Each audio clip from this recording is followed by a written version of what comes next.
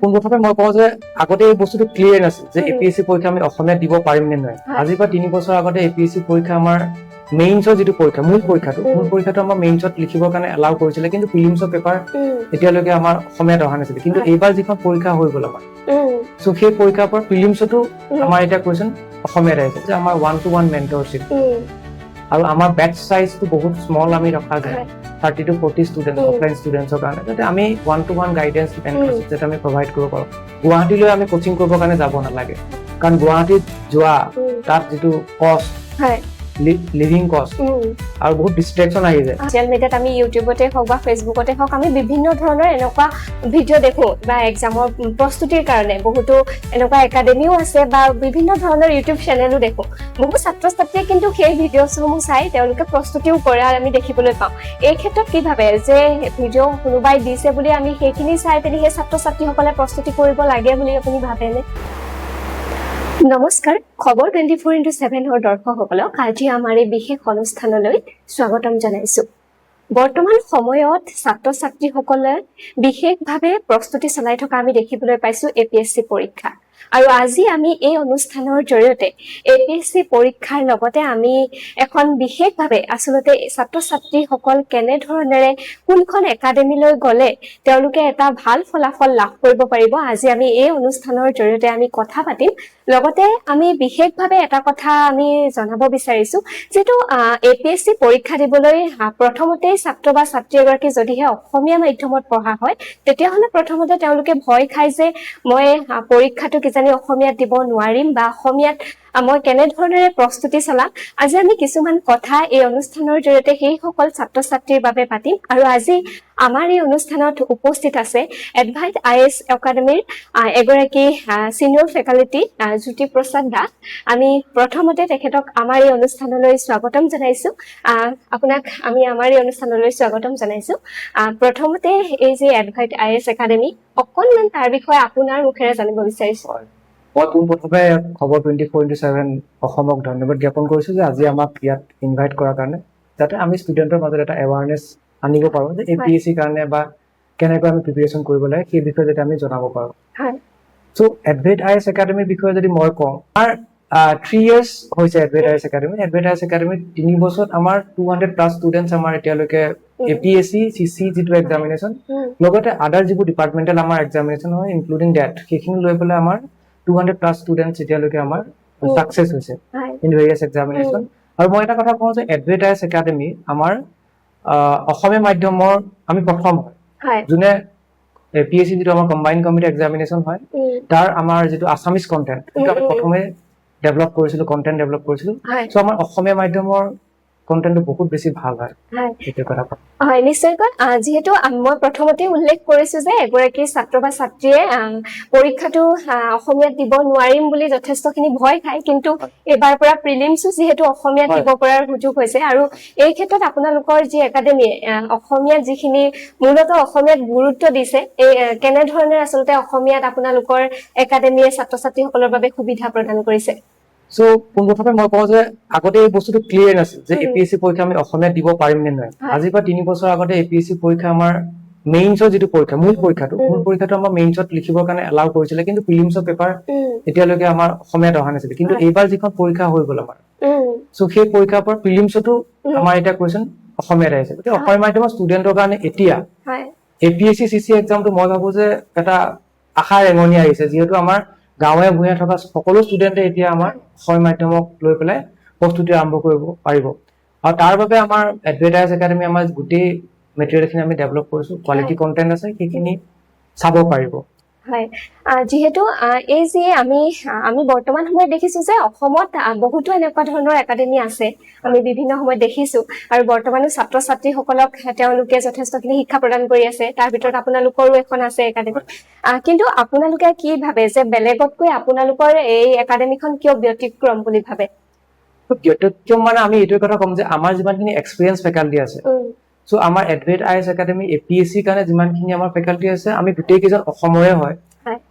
আৰু আমি গোটেইকেইজনে মাল্টিপুল টাইম আমি এপিএসচি চিচি প্ৰিলিমছ ক্লিয়াৰ কৰিছোঁ, মেইনছ ক্লিয়াৰ কৰিছোঁ, ভাইভালৈকে আমি গৈছো মাল্টিপুল টাইম যদি মই মোৰ কথা কওঁ মই এতিয়ালৈকে 4বাৰ ভাইভা এপিয়াৰ কৰিছো হয় কণ্টিনিউৱাছলি গতিকে আমাৰ যিমানখিনি এক্সপিৰিয়েঞ্চ আমি গেইন কৰিছো সেই গোটেইখিনি এক্সপিৰিয়েঞ্চ আমি ষ্টুডেণ্টৰ লগত আমি শ্বেয়াৰ কৰো আৰু আমাৰ এটা মেইন কথাটো হ'ল যে আমাৰ 1-to-1 মেন্টৰশ্বিপ আৰু আমাৰ বেটচ চাইজটো বহুত স্মল আমি ৰখা যায় 30 to 40 ষ্টুডেণ্টছ অফলাইন ষ্টুডেণ্টছৰ কাৰণে যাতে আমি 1-to-1 গাইডেন্স মেন্টৰশ্বিপ যাতে আমি প্ৰভাইড কৰিব পাৰো তাৰোপৰি আমি অসমৰে হয় গোটেইকেইজন ফেকাল্টি সেইটো এটা আমাৰ এডভান্টেজ বুলি ক'ব পাৰো যিহেতু আমাৰ এপিএসসি পৰীক্ষা most of the question will be asked from Assam only অসমৰে question বেছিকৈ সোধে গতিকে অসমৰ ফেকাল্টি এজনে যেনেকৈ অসমৰ বিষয়ে পঢ়াব পাৰিব সো মই ভাবো যে সেইটো আমাৰ এটা ভাল দিশ আছে মানে হয় যেটো যদিহে আপোনালোকৰ এই একাডেমি লৈ প্ৰথমতে যদি এগৰাকী নতুন ছাত্ৰ আহে বা ছাত্ৰ ছাত্ৰী আহে তেওঁলোকক প্ৰথমতে আপোনালোকে কেনে ধৰণেৰে গাইড কৰে সো আমাৰ যেটো এপিএসসি সিসি কাৰণে হয় সেইটো আমাৰ এটা ফাউন্ডেশন বেচৰ পৰা আমি স্টাৰ্ট হয় এটো অলমোস্ট 8 to 10 months সো ইয়াৰ পৰা আমি গোটেই বেসিকৰ পৰা স্টাৰ্ট কৰা যায় basic so history polity economy geography environment আমি বেসিক পৰা আৰম্ভ কৰি বেসিক টু এডভান্স সো কেনেকৈ আমি পঢ়িব লাগে কেনেকৈ নোট মেকিং কৰিব লাগে আনসাৰ ৰাইটিং কেনেকৈ কৰিব লাগে এই গোটেইখিনি কথা যেহেতু আমাৰ ওচৰত সময় বহুত বেছি কম থাকে কম সময়ত আমি প্ৰিপাৰেচন কৰিব লাগে সো সেইখিনি আমি যিমানখিনি এক্সপিৰিয়েন্স গেইন কৰিছো গোটেইকেইজন ফেকাল্টিয়ে সো সেইখিনি আমি গোটেইখিনি ষ্টুডেণ্টৰ লগত 1-to-1 মেন্টৰশ্বিপ হিচাপে আমি প্ৰভাইড কৰা হয় হয় এডভাইট আইএছ একাডেমিৰ যেটো মূল যি শাখা হেয়া গুৱাহাটীত আছে কিন্তু তাৰ উপৰিও বৰ্তমান যোৰহাটতো এটা শাখা আছে বুলি আমি গম পাওঁ এখন একাডেমি যোৰহাটতো আছে এই যেহেতু আমি দেখো যে বহু ছাত্ৰ ছাত্ৰী আসলতে আমাৰ যোৰহাট শিৱসাগৰ বা আমাৰ উজনি অসমৰ পৰা হয়তো গুৱাহাটীলৈ যাব পৰাকৈ হয়তো সুবিধা নাথাকিবও পাৰে বা বহুতৰ ক্ষেত্ৰত অসুবিধাও হ'ব পাৰে এই ক্ষেত্ৰত যোৰহাটে যেহেতু এক বিশেষভাৱে যোৰহাটত যি আপোনালোকৰ একাডেমিখন আছে বিশেষভাৱে ছাত্ৰ ছাত্ৰীসকলৰ বাবে নিশ্চয়কৈ সুবিধা বহুখিনি আছে যোৰহাটত আপোনালোকৰ এড্ৰেছটো আৰু লগতে ইয়াত কেনেকুৱা ধৰণৰ সুবিধা আছে যোৰহাটৰ আমাৰ এড্ৰেছটো মই যদি কওঁ যে আমাৰ যেটো 80 ৰোডত ৰাজন বামিনগাঁও হয়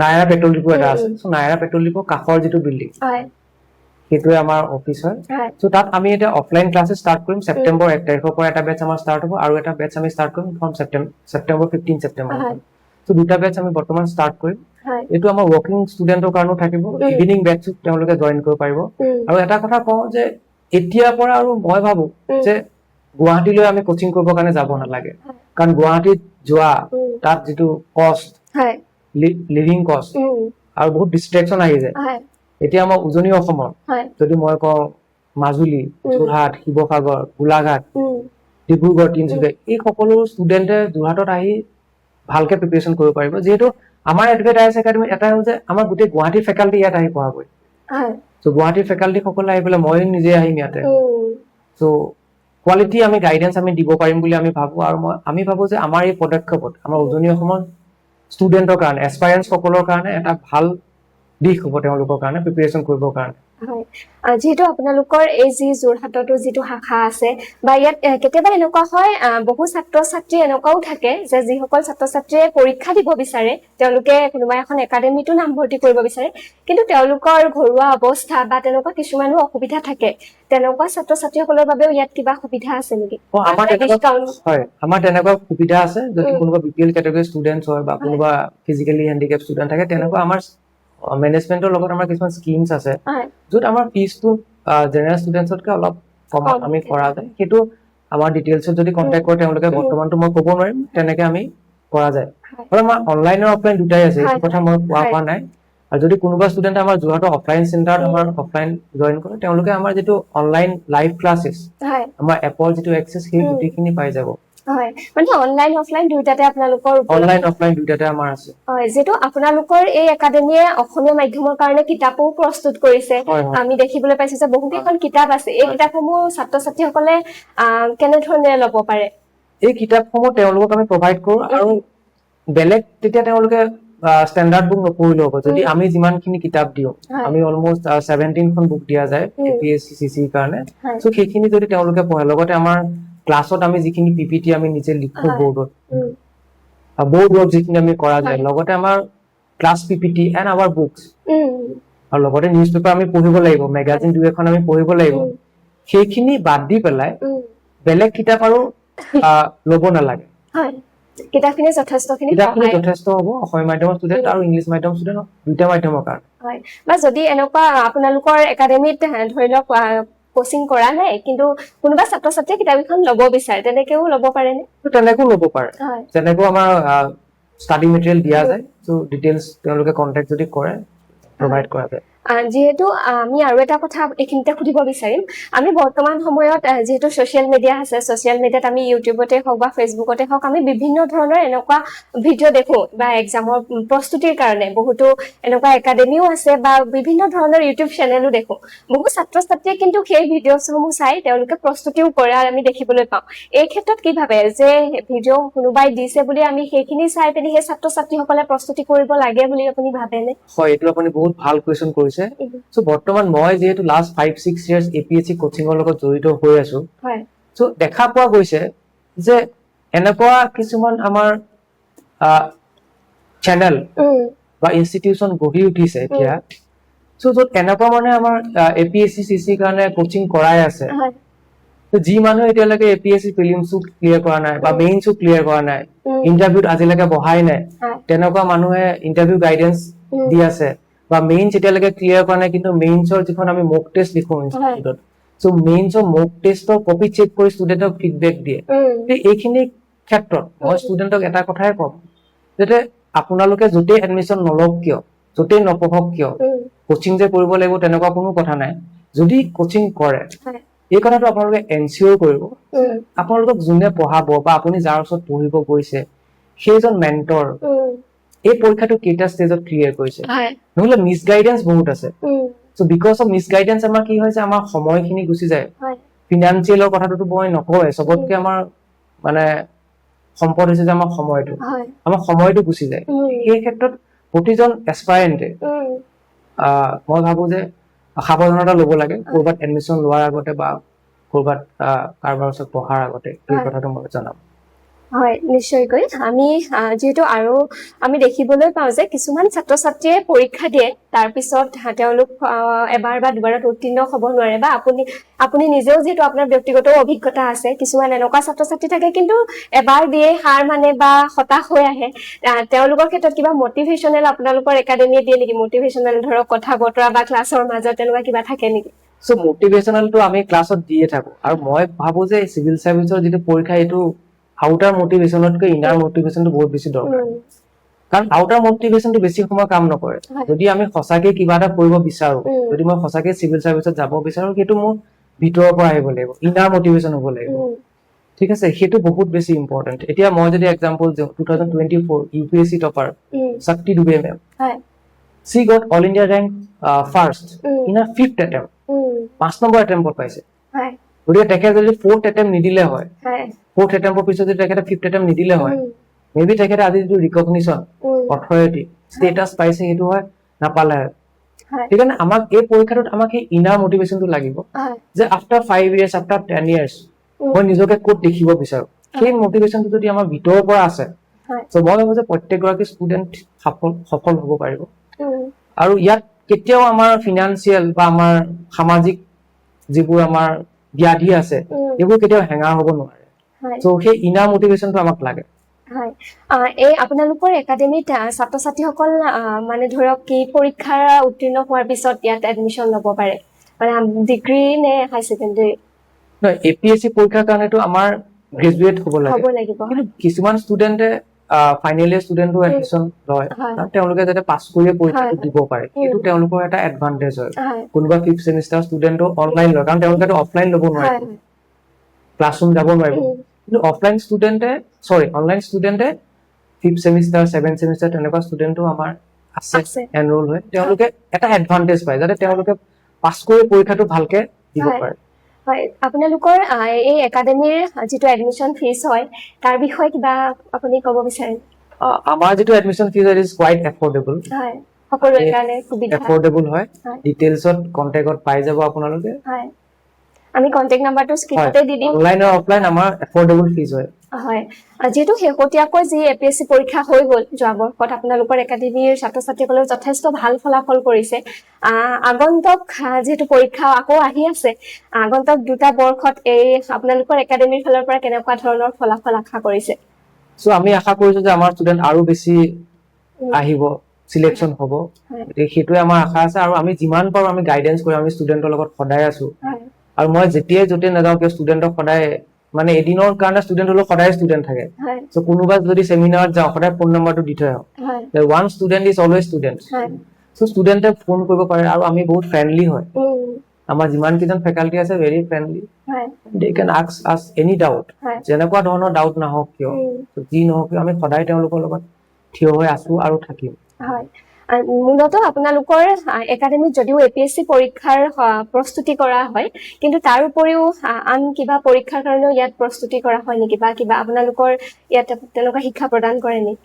ইয়াত আমি ADRE টো বৰ্তমান ষ্টাৰ্ট কৰিছো। সো ADRE আমাৰ টিম এটা বেলেগ আছে। ADRE কাৰণে হওক বা আসাম পুলিচ বা আসাম টেট এইবোৰ পৰীক্ষাৰ কাৰণে আমি বৰ্তমান ষ্টাৰ্ট কৰিছো। সো তাতো যদি কোনোবা ষ্টুডেন্টে এনৰোল কৰিব বিচাৰে ল'ব পাৰিব। হয়, নিশ্চয়কৈ। যিহেতু আমি বৰ্তমান সময়ত ছাত্ৰ ছাত্ৰীসকল যথেষ্ট আমাৰ অসমৰ ছাত্ৰ ছাত্ৰীসকলে APSC পৰীক্ষা দিবলৈ আমি দেখি আছো প্ৰস্তুতি কৰি আছে।